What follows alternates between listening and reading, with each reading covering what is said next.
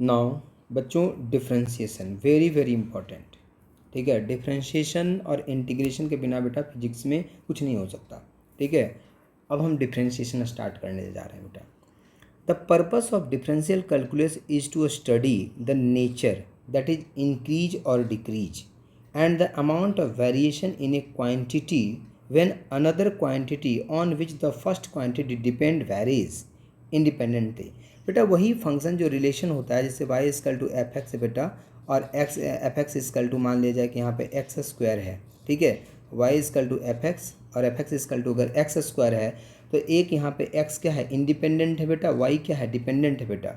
तो हम यहाँ पे फाइंड ये करते हैं, डिफ्रेंशिएशन में हम ये स्टडी करते हैं कि फंक्शन कैसा है, इंक्रीज कर रहा है या डिक्रीज कर रहा है, and the amount of variation in the quantity when another quantity varies independently. In our day to day life we often face such situation as for example growth of plant, expansion of solid, ठीक है, on heating, variation in velocity of uniform acceleration object, growth in the population of country etc। ये जो growth वगैरह होता है बेटा, जहाँ पे हम ग्रोथ बताते हैं कि कंट्री का ये ग्रोथ ऑफ प्लांट्स कितना है, एक्सपेंशन सॉलिड में कितना हो रहा है, ठीक है, तो variation in velocity of uniform acceleration कितना है। ठीक है, तो जहाँ पे बेटा इस तरह का रिलेटिव मतलब कि ग्रोथ निकालना हो जाए, एक्सपेंशन निकालना हो जाए, वहाँ पे हमें डिफ्रेंशिएशन की ज़रूरत पड़ती है बेटा। What is quantity? Anything that can be measured is called a quantity। Constant and variables क्या होते हैं, जिसके बारे में हमने आपको बता दिया बेटा, फिर भी यहाँ पे हमने डिस्कस कर रखा है constant and variables. A quantity whose value remains constant throughout the mathematical operation is called a constant. ठीक है, कांस्टेंट क्या होता है, थ्रू आउट मैथमेटिकल ऑपरेशन उसकी वैल्यू क्या होती है, फिक्स होती है, as for example integer, fractions, pi etcetera.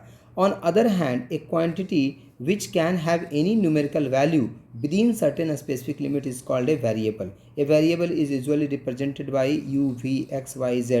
अच्छा, ये कांस्टेंट और वेरिएबल के बारे में डिस्कस किया बेटा कि कांस्टेंट किसको कहते हैं, वेरिएबल किसको कहते हैं। ठीक है, तो ये तो आप लोगों ने पढ़ा होगा बेटा कि कांस्टेंट किसको कहते हैं, वेरिएबल किसको कहते हैं। इसको फिर से मैं एक बार एक्सप्लेन करता हूँ। A quantity whose value remains constant throughout the mathematical operation. Mathematical operation में इसकी वैल्यू कांस्टेंट होती है, जैसे इंटीजर हो गया 1 2 3 4 5 6 -2 -3, फ्रैक्शन हो गया बेटा, पाई हो गया, ई हो गया, ई मतलब एक्सपोनेंशियल इसकी वैल्यू होती है बेटा, etcetera. On other hand, a quantity which can have any numerical value within certain specific limit is called a variable। जैसे x, y, u, v, w कुछ भी लिया तो ये सब क्या है बेटा, variable. Dependent and independent variables क्या होते हैं, a variable which can have any arbitrary value within a specific limit is called a independent variable.